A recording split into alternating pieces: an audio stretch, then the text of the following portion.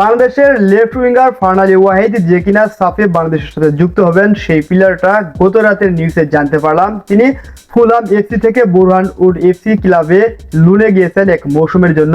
আর এই সিদ্ধান্তটা ফারনালী ওয়াহিদের জন্য কতটুকু যৌক্তিক, বাংলাদেশে ফুটবল ফ্যান্সদের জন্য কতটুকু সুখের খবর হতে পারে নাকি একটা দুঃসংবাদ হতে পারে, এই বিষয়টা আমরা আজকের ভিডিওতে ব্যাখ্যা বিশ্লেষণ করব।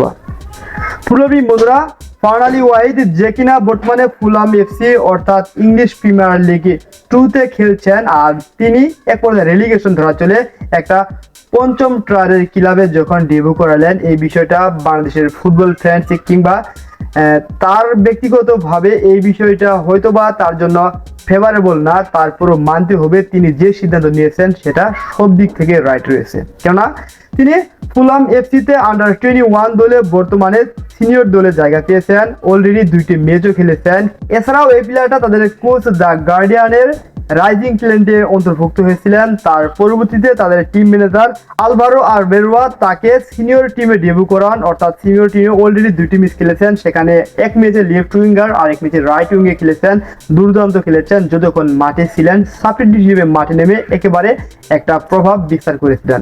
ফুলহাম এফসির হয়ে 10 গোল এবং 7 অ্যাসিস্টের কন্ট্রিবিউটর রেখেছিলেন এবং প্লেয়ার অফ দ্য মান্থ হয়েছিলেন। এত অর্জন, তারপরেও কেন পঞ্চম টায়ারের একটা ক্লাব চুজ করলেন? এখানে প্রধান কারণ হলো একজন প্লেয়ার যখন তার বয়স 18 কিংবা 19, এই প্লেয়াররা যদি ফুলহাম এফসিতে থাকতেন তখন তিনি গেম টাইম কম পেতেন, আর গেম টাইম কম পেলে তার যে একটা পটেনশিয়াল রয়েছে সেই দক্ষতাগুলো, তার ফুটবলীয় শিল্পীর স্কিলগুলো তিনি ফুটিয়ে তুলতে পারতেন না, তার জন্যই তাকে ক্লাব সিল করে দিয়েছে। তার মানে এই নয় যে চিরতরে সেল করেছে, শুধুমাত্র এক মৌসুমের জন্য লুনে খেলতে হবে। যদি এই একটা মৌসুম ফারনালী ওয়াহিদ তিনি কাজে লাগাতে পারেন, দুর্দান্ত গোল অ্যাসিস্ট করতে পারেন যেমনটা ফুলহাম এফসির জুনিয়র দলে করেছেন, সেই কাজগুলো যদি তিনি বুরহানউড এফসিতে যে করতে পারেন তাহলে আবারও যখন ব্যাক আসবেন সিনিয়র দলে ফুলহাম এফসিতে ভালো কিছু করবেন এবং কোচ এবং ম্যানেজমেন্টের নজরে থাকবেন এই প্লেয়ারটা কতটুকু ভালো করছে কিংবা কয়টা গোল অ্যাসিস্ট করেছে, তার পারফরমেন্স ওভারঅল কোয়ালিটি সবকিছু বিবেচনা করে তাকে কিন্তু আবারও ফুলহাম এফসিতে খেলার সুযোগ রয়েছে। আমরা যদি হুলিয়ান আলভারেজের কথা বলি, তিনি যখন ম্যানচেস্টার ইউনাইটেড সিটিতে ছিলেন সেখানে হল্যান্ডের সাবস্টিটিউট প্লেয়ার হিসেবে বেঞ্চে বসে থাকতে হয়েছে। যখন তিনি অ্যাটলেটিকো মাদ্রিদে ডেবিউ করালেন তখন কিন্তু এই প্লেয়ারটা এখন আর বেঞ্চি প্লেয়ার না, তিনি কিন্তু নিয়মিত ফার্স্ট 11-এর একজন দুর্দান্ত উইঙ্গার, অর্থাৎ নাম্বার 9 পজিশনে তিনি গেম টাইম পাচ্ছেন, গোল করছেন, অন্যকে দিয়ে গোল করাচ্ছেন, অ্যাসিস্ট করছেন, সবকিছু মিলিয়ে কিন্তু আলভারেজ বর্তমানে সেরা একটা সুন্দর রয়েছেন। তেমনি ভাবে ফুলহাম এফসিতে থাকলে ফারনালী ওয়াহিদ যেহেতু গেম টাইম কম পেতেন, গোলের সুযোগ কম পেতেন, এভাবে তার ক্যারিয়ারে একটা নেতিবাচক প্রভাব পড়তে পারত।